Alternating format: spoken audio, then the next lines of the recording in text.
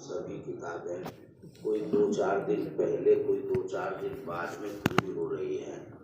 آپ نے بچپن سے لے کر اب تک اور پھر اس دارالحدیث میں جو کچھ پڑھا ہے وہ کافی بھی ہے، وافی بھی ہے، شافی بھی ہے، لیکن خصوصیت کے ساتھ تم نے مسلم شریف جلد اول بھی پڑھی اور جلد ثانی بھی۔ مسئلہ اس کا نہیں کہ آپ کے پاس علمی صلاحیتوں کی کمی ہے، مسئلہ اس کا ہے ان صلاحیتوں کو بروئے کار لانا اور حالات کے تناظر میں ان کا انطباق کرنا اور ان سے استفادہ کرنا۔ صورتحال اس انداز کی ہے کہ کبھی کبھی تقاضے کچھ ہوتے ہیں اور صلاحیتیں دوسری سامنے آتی رہتی ہیں۔ موقع اور مصلحت کا فیصلہ مشکل ترین امر ہو جاتا ہے۔ ایک طالب علم ہے وہ مطالعہ کرتا ہے، لیکن اول عربی کا طالب علم ہے اس کو سیرت کی کتاب دیکھنی چاہیے جو اول عربی کے طالب علم کے کنٹرول میں آ سکتی ہو۔ سیرت ہی کی کتاب دیکھتا ہے، لیکن وہ دیکھتا ہے جس کو کنٹرول میں لانے کے لیے دور حدیث شریف کا پڑھنا ضروری ہے، تو اس سے اس کو کوئی فائدہ زیادہ نہیں ہو پائے گا۔ اس لیے جو ہے وقت کے تقاضوں کو دیکھنا۔ آپ نے جو ہے تجارت اور معیشت کا اسلامی باب پڑھا ہے اور ابھی مکمل کیا ہے۔ اصلاً جو ہے جلد ثانی کتاب البیوع سے اس کا آغاز ہوتا ہے، تو آپ نے اسلامی تجارت کو پڑھ لیا، ہدایہ میں بھی پڑھ کے آئے، مسلم شریف پوری کو پورے کتاب البیوع پڑھ لیا، اس کے علاوہ بھی پڑھا ہے۔ اس کے کیا تقاضے ہیں اور کس طرح اس کو کنٹرول کیا جا سکتا ہے۔ آج کے زمانے میں معیشت مسلمین کا مضبوط اور مستحکم ہونا یہ وقت کا اہم مطالبہ ہے، لیکن جب معیشت میں ذرا مضبوط ہونا آدمی شروع ہوتا ہے تو بسا اوقات اپنی ماہیت ہی کو ختم کر بیٹھتا ہے۔ جو کچھ آپ نے آج تک حاصل کیا ہے، معیشت کے معنی یہ نہیں کہ 2 پیسے اگر کمانے کے اسباب اور احوال آپ کو میسر آ گئے تو آپ نے جو یہ 20 سال کی عمر تک حاصل کیا اس کے سب اثرات ہی آپ کے اوپر سے ختم ہو جائیں اور آپ کے اوپر مولویت کے اثرات ہی نظر نہ آئے۔ حضرت اورنگزیب عالمگیر علیہ الرحمہ کے بارے میں آپ نے پڑھا سنا ہوگا کہ وہ مغلیہ دور کے بادشاہوں میں انتہائی اہمیت کے حامل علم دوست آدمی تھے، اور اللہ رب العزت نے ان کو تقوی اور ورع بھی عطا فرمایا تھا۔ ان کے یہاں جو ہے لنگر چلتا تھا، پہلے جیسے ابھی آپ نے کچھ جگہوں پر سنا ہوگا کہ کچھ جگہ جو ہے منتریوں نے کھانا فری کر دیا، کوئی ڈھابا کوئی دکان جو ہے فری چلتی یا سستا کھانا اس میں ملنے لگا، تھوڑا سا 10 روپے دیے اور پیٹ بھر کھانا مل گیا۔ تو اس طرح اس دور غربت میں لنگر کھانے چلتے تھے اور بادشاہ کے جدھر جدھر سے لوگوں کے قافلے گزرتے ہیں تو وہاں فری کھانا تقسیم ہوتا تھا۔ تو ان کے لنگر کھانے تھے، مگر وہ تمام سرکاری تھے اور سرکاری مال سے چلتے تھے۔ خود اورنگزیب عالمگیر علیہ الرحمہ وہ سرکاری لنگر خانے یا سرکاری خزانے سے کھانا نہیں کھاتے تھے۔ وہ کرتے یہ تھے کہ ایک تو قرآن کریم لکھتے تھے اور خوش خط آدمی تھے تو قرآن کریم کا نسخہ لکھتے تھے، بادشاہ کے قلم سے اور خوش خطی کے ساتھ لکھا ہوا نسخہ، تو وہ جو ہے اس کا ہدیہ لیتے، کسی کو ضرورت مند کو دیتے تھے، اور کتب خانوں پہ قرآن کریم کے نسخے جاتے ہیں تو اس کا ہدیہ لیتے یا تو اس کو کھاتے تھے۔ اور یہ ٹوپیاں بننی ان کو آتی تھی تو ٹوپیاں بنتے تھے، اور جناب اس سے جو کچھ میسر آتا ٹوپیاں بیچ کر اس سے خرچ چلاتے تھے۔ تو ان کا پیٹ اور ان کے زنان خانے کا خرچ، اس کے یہ 2 کاروبار تھے، ایک کتب خانہ کتاب چھپ رہی ہے نسخہ قرآن کریم کا، اور دوسرے جو ہے ٹوپیوں۔ تو اس سے وہ کھانا کھاتے تھے. پیسہ کتنا آتا ہوگا اب تم سمجھو کہ اتنی مشغولیات. ذرا حالات دیکھو اس زمانے کے, کہاں ٹوپیاں بننے کا موقع مل رہا ہے, کبھی اتفاقاً ٹوپی بننے کا موقع ملتا ہوگا, اور کہاں لکھنے کا موقع مل رہا ہے, کبھی اتفاقاً موقع ملتا ہوگا. عجیب و غریب صورتحال. تو آپ کے پاس اپنے ذاتی طور پر پیسے نہیں ہوتے تھے, اور رہا سیاسی طور پر تو وہ ملک کے بادشاہ تھے اور خوب لنگر کھانے چلتے تھے. تو آپ کے گھر میں جو باورچی خانہ تھا اس میں ایک ملازم باورچی نان پکانے, روٹی لگانے والا, کھانا بنانے والا کام کرتا تھا. لیکن حضرت عالمگیر علیہ الرحمہ کا باورچی مہینہ 2 مہینہ ٹکتا نہیں تھا, بھاگ جاتا تھا. تو پھر باورچی ڈھونڈ رہے بیچارے, تو پھر کسی کو کہتے بھائی وہ باورچی تلاش کر کے لاؤ, وہ باورچی تلاش کر کے لاتے. تو پھر دوسرا سوچتا کہ بادشاہ کے یہاں مزہ آئے گا, بادشاہ کے یہاں مزہ آئے گا, بڑی نوکری مل گئی. لیکن بڑی نوکری پہ سب کو بتا کے گیا کہ بڑی نوکری, خالہ کو, پھوپھی کو, امی کو, بہن کو بڑی نوکری مل گئی, بادشاہ کے باورچی خانے میں کام کرنے کا موقع ملا. مہینے 2 مہینے بعد پھر بھاگ جاتا تھا. تو بڑی نوکری سے بھاگتے بہت تھے. جب بھاگ بھاگ کے آنے والوں کی تعداد ہوئی, زبیر آیا بھاگ کے, تو اب زبیر سے جو پوچھا ساتھیوں نے کہ چکر کیا ہے, کہنے لگے دور سے تو بڑا اہم معلوم ہوتا ہے کہ جناب پتہ نہیں کیا لگ رہا ہوگا اور کیا دکھائی دے رہا ہوگا, لیکن قریب جاؤ تو بھوکمری کے علاوہ دوسری کوئی چیز وہاں نہیں ہے. کیوں؟ اس لیے کہ دل دادا کس چیز کے ہیں, ضرورت کس چیز سے پوری ہوتی ہے. صبح کو کیا پکاتا, کھچڑی, شام کو کیا, کھچڑی, اگلے دن صبح کو کھچڑی, شام کو کیا, کھچڑی, پھر تیسرے دن صبح کو پھر کھچڑی, پھر چوتھے دن پھر کھچڑی, پھر 30ویں دن پھر کھچڑی, پھر 31ویں دن پھر کھچڑی. تو کل یومن کھچڑی, کل یومن کھچڑی. تو صورت حال یہ کہ کھچڑی دیکھو, اب اورنگزیب کھاوے تو کھاوے, زبیر کو بھی تو وہی کھانا ملے گا نا. تو باورچی کا کھانا بھی کیا ہے, روزانہ کھچڑی, اور تنخواہ تو نام کی کوئی چیز وہاں ہے نہیں, اس لیے کہ کھچڑی کھانے کو پیسے میسر آ جائے وہ غنیمت ہے. تو یہاں تو عشق وہ لڑائے جو تمام آفتیں برداشت کرنے کے لیے تیار ہو, اور جس کو تفریح اور مستیوں میں رہنا ہو وہ ہم فقیروں سے عشق نہ لڑاوے ہیں. ہم فقیروں سے تعلق کرنا ہے تو وہ کیا کہتے ہیں کہ یہ غریب کا مکان ہے, یہاں فرش و عرش کہاں ہے, جسے بیٹھنا ہو آ کے سر خاک بیٹھ جائے. ہمارے پاس تو ایک خاک ہے, ہمارے پاس لنگر کھانے تو ہے نہیں. ہم سے تعلق رکھنا ہے تو فقیروں کی جھوپڑی میں آ کے بیٹھنا جسے گوارا ہو وہ ہم سے تعلق رکھے, اور جسے جو ہے محنت گوارا ہو وہ ہم سے تعلق نہ کرے. تو اورنگزیب کے یہاں تو کچھ ملنے والا ہے نہیں, تو یہ بھاگ جاتے. جب زبیر بھاگا, ایک نے تو طے کر لیا کہ جناب سمجھ میں نہیں آتا, ساتھیوں میں بیٹھ کے برائی کرنے لگا کہ بادشاہ سلامت کی خدمت مل رہی ہے, اور وہاں سے بھاگ جاتے ہیں لوگ. یہ عقل سے ماورا, مجھے موقع مل جائے تو میں زندگی میں نہ چھوڑوں وہاں سے. موقع اسے بھی مل گیا, زبیر تو بھاگا تو جگہ خالی ہو گئی, اسے بھی موقع مل گیا. اب جناب یہ تو سب کو بتا کے آیا تھا کہ میں تو قطعی طور پر نہیں چھوڑوں گا, میں تو قطعی طور پر نہیں چھوڑوں گا.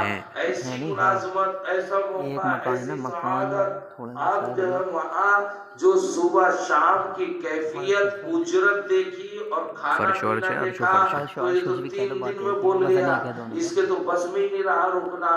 لیکن بھاگے تو بھاگے کیسے, جاوے تو جاوے کیسے, لوگ کیا کہیں گے جنہیں کہہ کے آیا تھا کہ میں وہاں دوام اختیار کر کے دکھاؤں گا, میں ریگولر رہ کے دکھاؤں گا. جو جن کو یہ کہہ کر آیا تھا انہیں کیا کہے, یہ منہ دکھانا مشکل ہو جائے گا. تو اب اس کا جانا بھی مشکل اور رکنا بھی مشکل. تو اس نے صورت وہ اختیار کرنی شروع کی کہ بادشاہ تجھے خود معطل کر دے, خود سسپینڈ ہو جائے, خود تجھے بھگا دیا جائے. تو تو پھر جو ہے وضو ہوگا تو بادشاہ نے بھیجا، میں خود تو آیا نہیں، تو اس نے کیا کیا کہ اب جو کھچڑی تیار کی اس میں ذرا برابر نمک نہیں ڈالا، اور کھچڑی کے ہوتے تھے پکنے کے بعد دو حصے، ایک سیر کھچڑی بنتی تھی، آدھی جاتی تھی زنان خانے میں اور آدھی بادشاہ سلامت کو پیش کر دی جاتی تھی، تو بادشاہ سلامت کو پیش کی گئی، اس میں تو نمک ذرا برابر بھی نہیں، بادشاہ سلامت نے 2 مرتبہ یوں کر کے تو دیکھا اس کی طرف، مگر بولا کچھ نہیں، بغیر نمک کی کھا گئے، تو بغیر نمک کی کھا گئے۔ اب دیکھا کہ جناب شام کا ٹائم ہو گیا، بھگایا ہی نہیں، اب تو بادشاہ کو غصہ آ جانا چاہیے تھا، بھگا دینا چاہیے تھا، لیکن ابھی بھی بادشاہ نے کسی وزیر سے کچھ نہیں کہا، اس باورچی سے کچھ نہیں کہا۔ اگلے ٹائم پھر پوچھنا آیا بادشاہ سلامت کیا پکے گا کہ کھچڑی، تو کھچڑی پکانے کو، اب اس نے سوچا اب دوسرا طریقہ اختیار کرو، اب جناب 4 ٹائم کی کھچڑی کا نمک 1 ٹائم کی کھچڑی میں ڈال دیا، اور آدھی جو ہے زنان خانے میں چلی گئی، وہاں سے بھی کوئی بات نہیں آئی تھی کل، اور آدھی جو ہے بادشاہ سلامت کو پیش کر دی گئی۔ بادشاہ سلامت نے جو ہے وہ کھائی کھچڑی، اور کھاتے ہوئے 1-2 مرتبہ دیکھا تو اس کی طرف وہ کھانا کھلا رہا تھا، لیکن کچھ ارشاد نہیں فرمایا۔ اب دیکھا کہ اب بھی نہیں بھگایا تجھے، تو اب بھی ملازمت سے نہیں ہٹایا۔ بادشاہ سلامت کو اگلے ٹائم جب پوچھنے کے لیے آیا کہ جناب کیا پکے گا کہ کھچڑی، لیکن یاد رکھو آج جو ہے کھچڑی 2 گنا 3 گنا بنانا، اتنی کھچڑی بناؤ، آج جو ہے ہم بھی کھائیں گے، زنان خانے میں جائے گی، جتنی ہماری بنتی اتنی ہی مضاعف بنا لو، اور مضاعف بنانے کے بعد ہمیں دے دو، باقی جو کھچڑی بچے وہ 9 کٹوروں میں رکھو، 9 کٹورے کھچڑی کے تیار کرو، الگ الگ 9 کٹوروں میں 2-2 4-4 چمچ کھچڑی کی، اور ہمارے 9 اہم وزیر ہیں، 9 رتن، تو اہم وزیر ہیں ہمارے 9، ان تمام کے گھروں پر ہماری طرف سے جو ہے آج ہدیہ لے کے جاؤ، وہ کھچڑی جو ہے کٹورے میں تھوڑی تھوڑی سب وزیروں کے گھر پہ پہنچاؤ۔ تو اب بیچارہ جو ہے کھچڑی تیار کر گیا، وزیروں کو اطلاع ہو گئی کہ جناب بادشاہ سلامت کی طرف سے ہدیہ آنے والا ہے، تو بادشاہ سلامت کے یہاں سے جب کھچڑی گئی تو آپ کے یہاں شادیوں میں نائی آتا ہے چٹھی لے کر، تو جب نائی چٹھی لے کر آتا ہے اس نائی کو بھی کچھ ملتا ہے نہیں ملتا ہے، تو غیرت مند لوگ ایسے ہوتے ہیں کہ جب کوئی ان کے یہاں ہدیہ لے کر آتا ہے تو ہدیہ لانے والا جو ہے اس کو کچھ دیتے ہیں، جیسے آپ جو ہے ہوٹل پہ کھانا کھاتے ہیں اور 475 روپے ہوئے تو 25 روپے ویٹر کو دے کر چلے آتے ہیں، تو اس طرح جو ہے بڑے لوگ وہ خدام کو کچھ نوازتے ہیں۔ تو اب وزیروں کو یہ نہیں دیکھنا کہ مال کیا آیا ہے، وزیروں کو یہ دیکھنا کہ کس کی طرف سے آیا ہے، اہمیت اس کی ہے کہ یہ ہدیہ بادشاہ سلامت نے بھیجا ہے، اور بادشاہ سلامت کیا ہے، وہ تو وزیر ہے، اندر کی باتیں جانتے ہیں، یہ باورچی کیا جانے ان کی اہمیت کو، وہ اندر کی بات جانتے ہیں، قدر جوہر تو جوہر ہی جانتا ہے، تو وہ تو جوہر ہی تھے، انہوں نے اس کو جو ہے جب واپس ہونے لگا کٹورے دے دے کر اس کو ہدیہ دیا، اور ہدیہ جب وہ دیں گے تو پھر اپنی شایہ نشان، وزیروں نے ہدیہ اس کی شایہ نشان نہیں دیا، اپنی شایہ نشان ہدیہ دیا۔ اب ہوا یہ کہ جب واپس آیا 9 وزراء کے یہاں کھچڑی دے کر، تو بادشاہ سلامت نے پوچھا کہ میں کھچڑی پہنچا دی، کھانا پہنچا دیا کہ جی حضور، کہ آپ کو بھی کچھ ملا ہے کہ حضرت عجیب و غریب صورتحال، ہر وزیر نے جو ہے 1-1 لاکھ دیے ہیں، ہر وزیر نے 1-1 لاکھ دیے، کتنے لاکھ جمع ہو گئے؟ 9 لاکھ جمع ہو گئے، 9 لاکھ جمع ہو گئے۔ یوں کو اگر تو میرے یہاں سے کھچڑی نہ لے کے جاتا، جہاں رہتا تھا پہلے وہیں سے جاتا وزیروں کے یہاں کھچڑی لے کے، کہنے لگے حضرت چاہے مرغ مسلم بھی لے کے جاتا 9 روپے بھی کوئی دینے والا نہیں تھا، بلکہ میری رسائی ہی ان وزیروں تک نہیں ہو سکتی تھی، یہ تو آپ کے طفیل جو ہے رسائی ہوئی، آپ کے طفیل آپ کی وجہ سے جو ہے یہ پیسہ ملا ہے۔